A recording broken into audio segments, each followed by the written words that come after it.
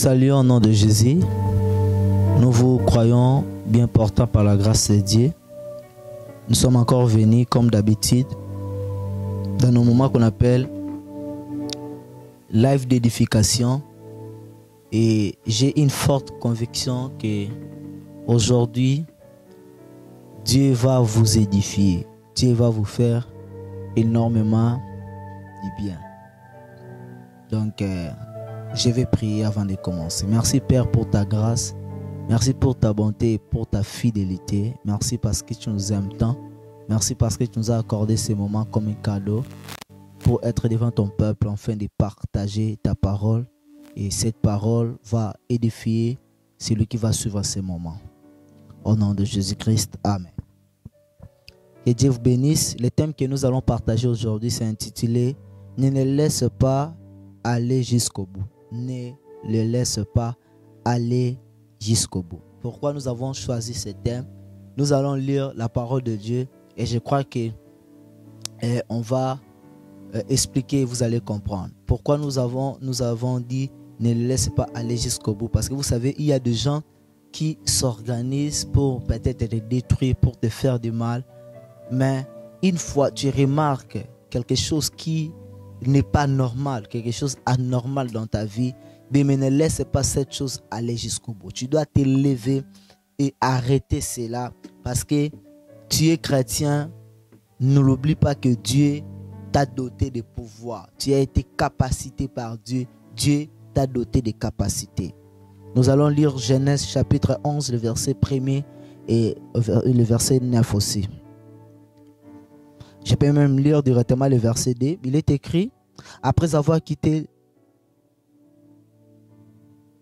les et trouvèrent une plaine dans les pays des Chiniens et s'y installèrent. Verset 3. Ils se dirent l'un à l'autre: allons, faisons des briques et cuisons-les au feu. Les briques leur servirent de pierre et les bitumes de ciment.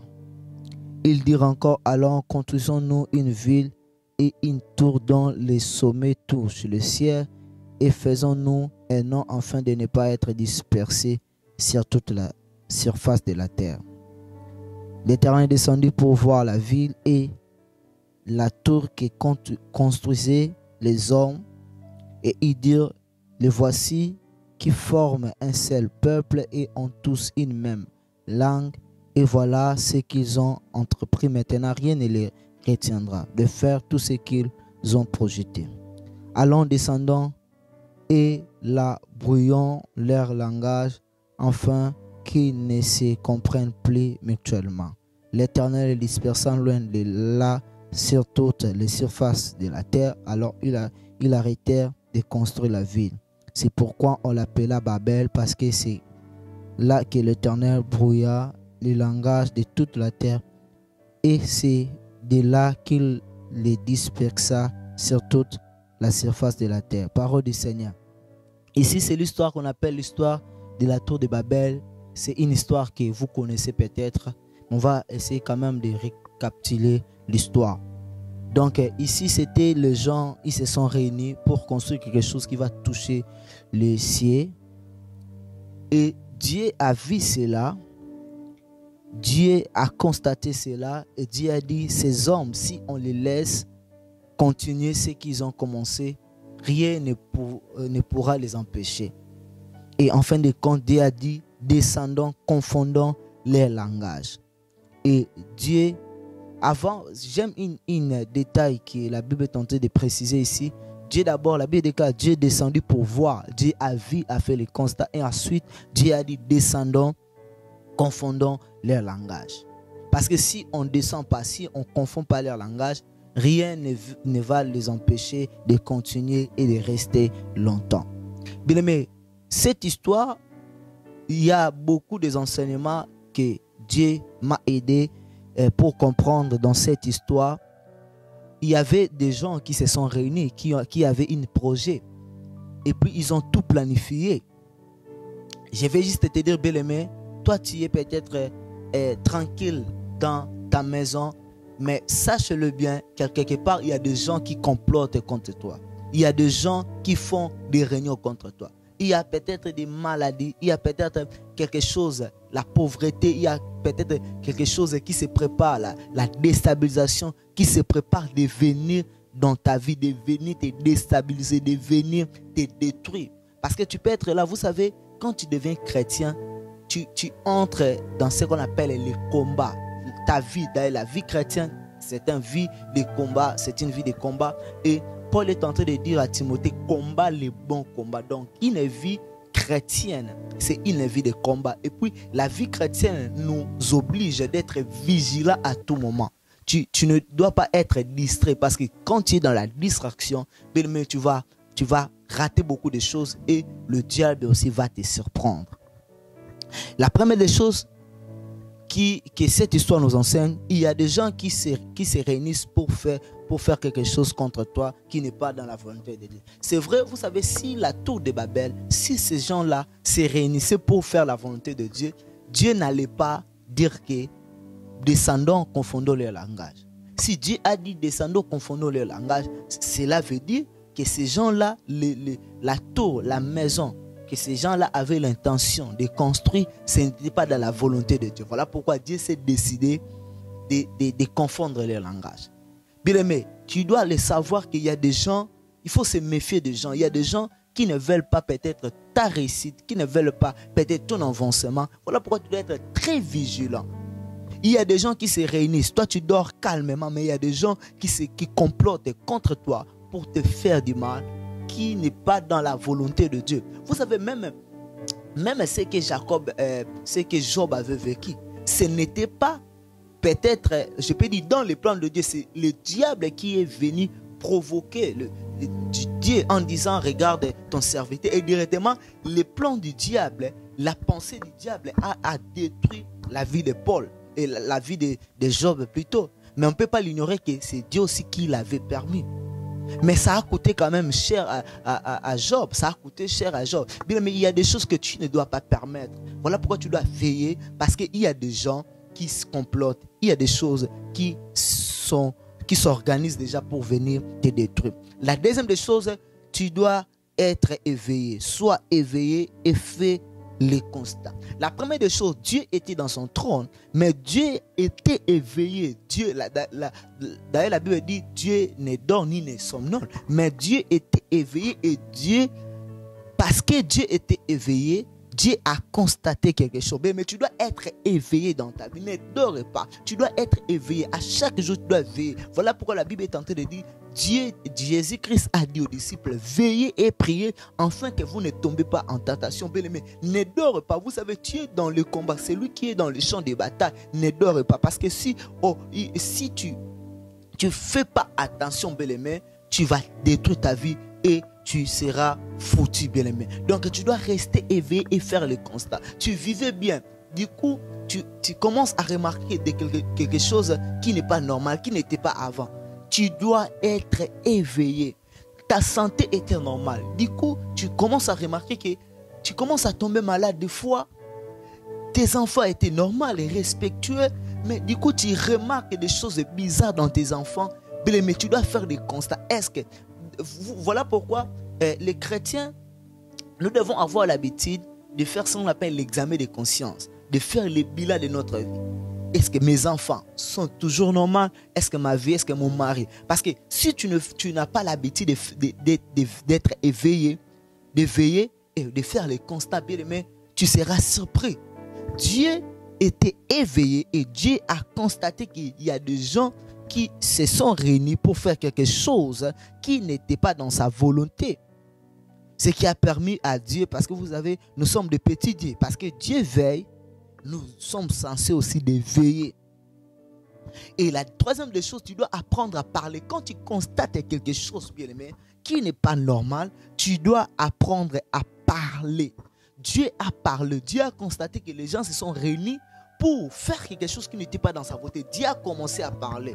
Dieu a dit, nous devons descendre. Nous devons descendre pour confondre les langages. Parce que si on ne descend pas, si on n'agit pas maintenant, si on n'agit pas, ça sera grave. Personne, rien ne pourra empêcher empêcher ces gens-là de continuer leurs affaires.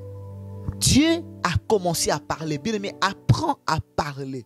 Quand tu constates quelque chose, d'ailleurs, le monde a été créé par la parole. Quand tu constates quelque chose, qui n'est pas normal, lève-toi et commence à parler. Lève-toi et commence à déclarer. Lève-toi et commence à parler. La parole a une puissance. Bien aimé, tu remarques la maladie, une anomalie dans ton mari, dans ta maison, dans ta famille, ne reste pas là, parce que la première des choses que Dieu a fait, Dieu a parlé. Et puis la deuxième des choses, d'ailleurs, à ce qui concerne le parler, on peut aussi parler dans la prière. Lève-toi, au monindo tomabé, tu fais un mauvais rêve, bien aimé, ne reste pas dans ton lit, lève-toi et commence à parler, commence à annuler. Parce que vous savez, le monde spirituel influence toujours le monde physique. Voilà pourquoi quand tu vois quelque chose dans le monde spirituel, mais tu dois te lever, et puis le monde physique aussi peut influencer aussi le monde spirituel, parce que la Bible dit tout ce que vous lirez ici c'est la terre c'est le monde physique, et sera aussi lié dans le ciel c'est le monde spirituel. Donc le monde physique a aussi la capacité d'influencer le monde spirituel. Et la deuxième des choses, bien aimé, tu dois apprendre aussi à parler aux autres. Dieu a parlé à lui-même, Dieu a fait le constat, mais Dieu a dit allons, descendons. Donc maintenant ici, Dieu commence à utiliser le pluriel. Donc tu dois apprendre aussi si Dieu, qui est le créateur, le tout-puissant, a utilisé le pluriel, à combien plus forte raison toi, bien aimé, quand tu constates des choses, appelle tes frères, appelle le pasteur, appelle les gens, tes partenaires de prière, réunissez-vous, priez, parlez pour annuler, parce que si tu ne parles pas, bien aimé, personne ne parlera à ton côté, personne ne parlera pour toi. Apprends aussi à parler avec les autres. Quelque chose te dépasse. Des fois il ne faut pas garder les choses. Moi je vais vous dire, je vais vous donner un témoignage. Dieu m'avait parlé de quelque chose et j'avais compris ça, mais pas dans sa totalité. Et un jour, je parlais avec moi je l'appelle apôtre Dieu merci, je lui salue là où il est. Je parlais avec lui directement. Pendant notre conversation, sa façon de parler, j'ai eu à faire la découverte des choses que je ne comprenais pas avant. Mais j'avais compris juste une partie. Quand on parlait avec lui, Dieu a ouvert mes yeux. Bien, mais apprends à parler avec les autres. S'il y a des choses qui te dérangent, apprends à parler avec les autres. Apprends à prier avec les autres. Apprends à partager. Aussi, des fois, il faut partager des choses avec les autres, les gens qui peuvent t'aider et parler ensemble. Dieu a dit descendons. Dieu a utilisé le pluriel. Des fois, il faut aussi utiliser le pluriel pour changer les situations. La troisième des choses que Dieu a fait, Dieu a agi. Dieu a agi. La Bible déclare, Dieu confondant leur langage et Dieu les a dispersés. Il faut agir dans la prière, agir dans le jeûne, agir. Il faut prendre les décisions. Quand tu parles, il faut aussi agir. Parce que vous savez, la prière a plusieurs dimensions.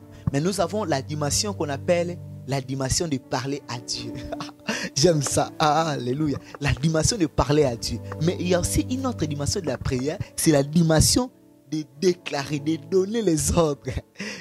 Voilà pourquoi la Bible déclare tout ce que vous lirez. La Bible ne dit pas tout ce que vous allez dire à Dieu de lier.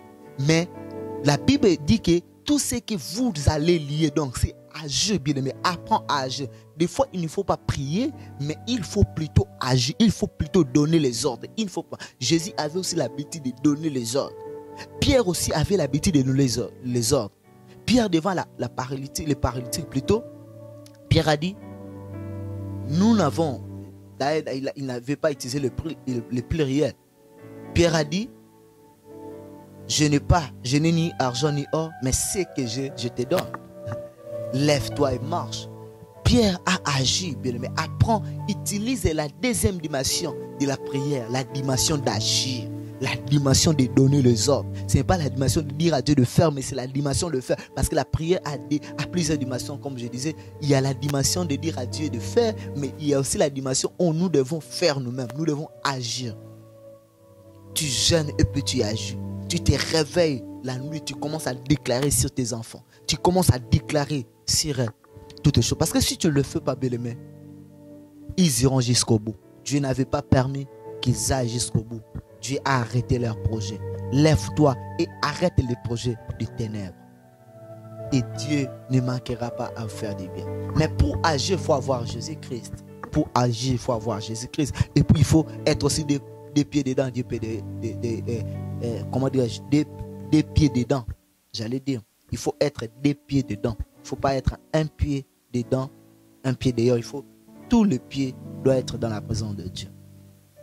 Et l'Éternel ne manquera pas à vous faire du bien. Que Dieu vous bénisse. C'était ça ce que Dieu a voulu qu'on partage. Je vais prier pour vous. Tu traverses des mois difficiles, des mois compliqués. Je vais prier pour toi. Que le ciel soit favorable pour toi. Que Dieu te fasse du bien.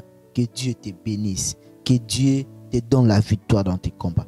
Merci Dieu pour ta grâce. Merci pour ce moment. Tu as permis qu'on partage ta parole. Père éternel, je prie pour toute personne qui va suivre ce moment. Oh Dieu, oh le roi.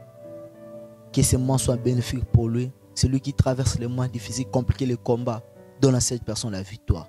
Aide-nous à demeurer fidèles à toi. Au nom de Jésus-Christ. Nous avons ainsi prié. Amen. Que Dieu vous bénisse. N'hésitez pas de partager, de liker, de commenter. Et Dieu vous fera énormément de bien. Nous allons nous revoir encore à la prochaine. God bless you.